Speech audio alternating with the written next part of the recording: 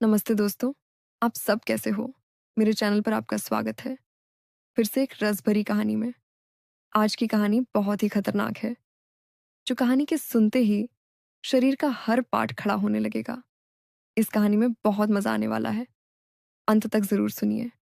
मैंने अपनी ड्रॉअर से जिस्मानी ताकत वाली गोली निकाली, जो कभी-कभार मेरे पति लेते थे। मेरे पति का नाम विवेक था। मेरे पति जब भी ये पावर वाली दवा खाते थे, रात में मेरी हालत बहुत खराब कर देते थे। उनका सुई इतना बड़ा था कि अंदर जाते ही मैं पसीने से तर हो जाती थी। एक दिन क्या हुआ, मैं किचन में चली गई। मैंने हल्दी बादाम वाला दूध बॉयल किया और उसमें एक गोली डाल दी, ताकि विवेक को थोड़ी ताकत मिल सके। ऐसा करते करते रात के 10 बज चुके थे। फिर मैंने जल्दी से दूध का गिलास लिया और विवेक के कमरे में चली गई। विवेक बड़े ध्यान से मेरा इंतजार कर रहे थे। जैसे ही मैं अंदर आई, विवेक खड़े हो गए और मुझे देखने लगे। जब वह कुछ नहीं बोला, तो मैंने ही पूछ लिया, ऐसे क्या देख रहे हो? बताओ, मैं कैसी लग रही हूँ? विवेक ने संकोच में कहा, आज मन तो ऐसा कर रहा है कि आपको अभी खा जाऊं। मैंने हंसते हुए उसे दूध का गिलास पकड़ा दिया और कहा, मुझे खाने की जरूरत नहीं है, बस तुम इसे पी लो। विवेक ने जल्दी से गिलास पकड़ा और एक सांस में दूध पी गया। दूध पीते ही कुछ देर बाद उसने मेरी बाहें पकड़ ली और अपने तरफ जोर से खींचा। उसके बाद अपना इंजेक्शन मेरे मुंह में। बाप रे, क्या क्या बताए दोस्तों। विवेक ने कैसे कैसे मेरी बॉडी हिला दी। अगर आपको भी जननी है तो पहले कहानी को लाइक करें। प्लीज़ लाइक कर दो ना। प्लीज़ सब्सक्राइब भी। तो चलिए, आपको जल्दी से शुरू से कहानी सुनाती हूँ। मेरा नाम अनु है। मेरी उम्र 29 साल है, लेकिन मैं अभी भी जवान हूँ। किसी युवा को तुरंत अपने तरफ आकर्षित कर लूँ। दिल हमेशा जवान रहता है। जब मैं साड़ी पहनती हूँ तो जैसे सब कुछ दिखता है। मेरी सुंदर रंगत पर जब सूरज की किरण पड़ती है तो लगता है मानो मैं एक चांदनी रात में घूम रही हूँ। अब बात करते हैं मेरे 23 साल के देवर की। जो मेरा हो गया है, उसकी मासूमियत और उत्साह ने मेरे मन में एक हलचल सी मचा दी है। जब वह मेरी तरफ देखता है तो उसकी आंखों में वह खास बातें होती हैं, जैसे वह किसी खूबसूरत ख्वाब को देख रहा हो। कभी वह मुझसे कहता है, भाभी, आज आप सच में बहुत सुंदर लग रही हैं। इसीलिए मेरे पति कभी कभी दिन में ही मेरा फील्ड इन सेट कर देते हैं।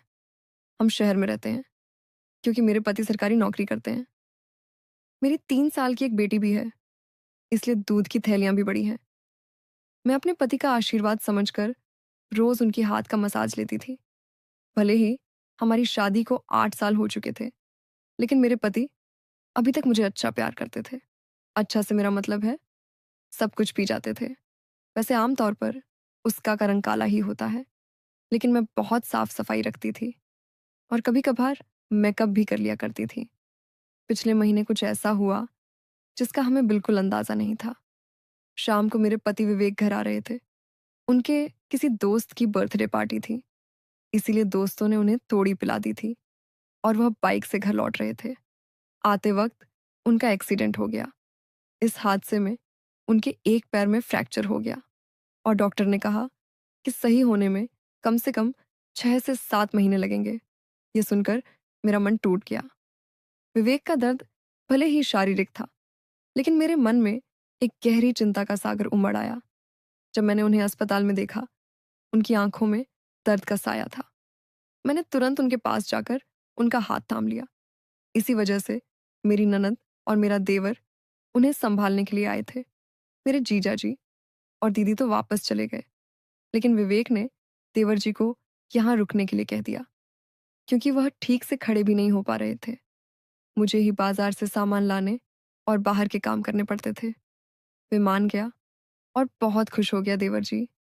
मेरे कान तक ही आते थे। शरीर भी ठीक ठाक था और रंग भी सामान्य था।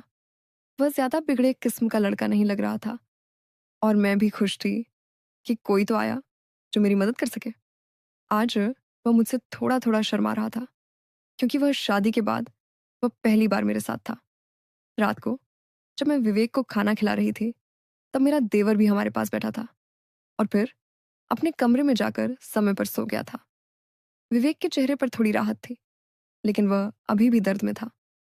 तभी मेरी अंदर की भावनाएं बाहर निकल पड़ी। मैंने विवेक के पास बैठकर कहा, वो भी क्या दिन थे जब आप रोजाना मेरा मालिश करते और इंजेक्शन को अंदर डाला करते थे। विवेक ये सुनकर मुस्कुराने लगे। क्या हो गया मेरी रानी, आज तो पूरी मजे में लग रही हो। मैंने कहा, नहीं जी, आपको तो मजाक लग रहा है, और इधर मेरी बुरी हालत हो रखा है। सच बताओ तो इसने मेरा बुरा हाल कर दिया है। मेरे पति बोले, मैं तुम्हारा दर्द समझता हूँ अनु, मेरा भी बहुत मन करता है, लेकिन क्या करूं, मैं तो ठीक से खड़ा भी नहीं हो सकता। बस थोड़े दिन और निकाल दो, फिर देखना मैं इस तुम्हारे सूत का क्या हाल करता हूँ। तभी मैंने कहा, थोड़े दिन नहीं, पूरे 6 महीने बाकी है प्लास्टर उतरने में, और मेरा तो 1 महीने में ही यह हाल हो गया। पता नहीं आगे के दिन कैसे कटेंगे। मेरे पति मेरी उदासी दूर करने के लिए बोले, चलो वो नहीं तो कम से कम दूध ही पिला दो, डॉक्टर ने भी कहा है। तभी मैंने हंसते हुए कहा, आपके नसीब में तो वह भी नहीं है, क्योंकि आपकी बिटिया रानी ने पी लिया है। हम दोनों जोर जोर से हंसने लगे। मेरे पति मुझे खुश रखने की पूरी कोशिश करते थे, लेकिन मैं क्या करूं, सब बेकार था। थोड़ी देर बाद विवेक सो गया, क्योंकि उनकी दवाइयों में नींद की गोलियां भी थीं, लेकिन मुझे नींद कहाँ आ रही थी।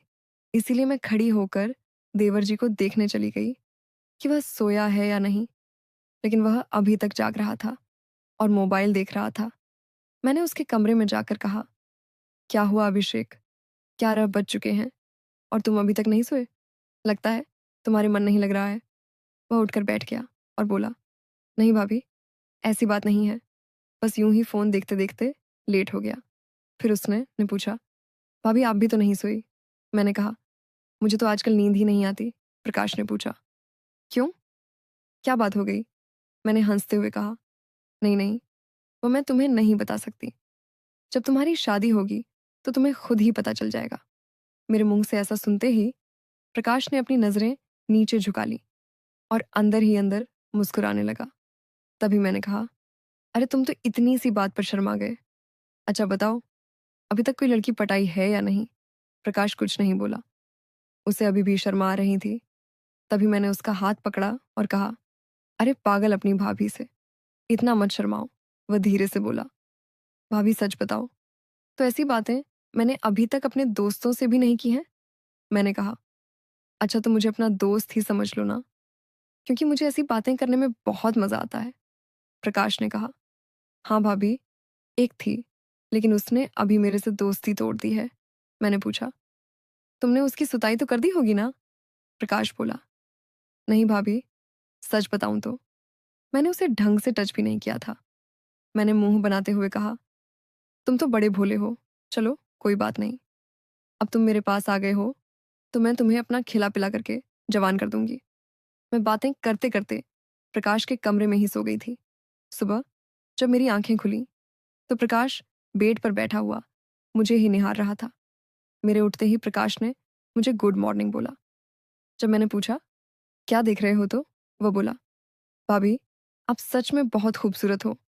मैं मुस्कुराते हुए बोली, अच्छा तो अब तुम सुबह सुबह खूबसूरती का नजारा ले रहे हो, और रात को तो बड़े शर्मा रहे थे। वह मुस्कुरा करके पूछने लगा, भाभी आप बुरा ना मानो तो एक बात पूछ सकता हूँ? मैंने कहा, अरे पागल, मैं क्यों बुरा मानूंगी, पूछो क्या पूछना है उसने। मुझसे कहने लगा, भाभी सच सच बताना, आप जो 2.5-2.5 किलो के वजन अपने पास लिए घूमती हो, आपको भारी नहीं लगता क्या? उसकी अब बात सुनकर मेरी हंसी छूट गई। इसके बाद प्रकाश मुझसे काफी खुल गया था और अब वह मुझसे ज्यादा शर्म नहीं करता था। इससे मैं भी बहुत खुश थी, क्योंकि अब मेरा भी समय अच्छे से कटने लगा था। प्रकाश को आए हुए 15 दिन बीत चुके थे और वह मुझसे काफी घुल मिल गया था। वह बाहर के सारे काम कर देता, बाजार से सामान ले आता और अपने चाचा को भी घुमा देता। मेरी तो बहुत सेवा करने लगा था।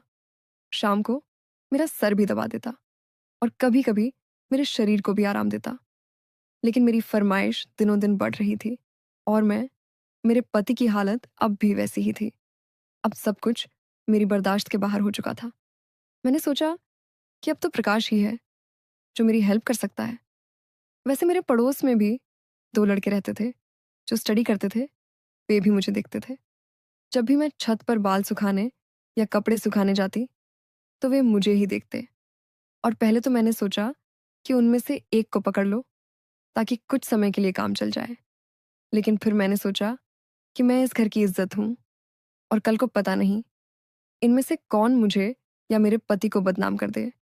इसीलिए मैं उन्हें भाव नहीं दिया। लेकिन प्रकाश तो घर का ही है, इसीलिए मैंने सोच लिया कि वही मेरी हेल्प कर सकता है। आज मैंने पक्का प्लान बना लिया कि आज प्रकाश से हेल्प ले ही लूंगी और अपने सूखे हुए खेत को प्रकाश से झूठवा लूंगी। उसके बाद मैं रसोई में खाना बनाने चली गई। जैसे ही प्रकाश नहाकर फ्रेश होने के बाद रसोई में आया, मैंने दूध निकालने का बहाना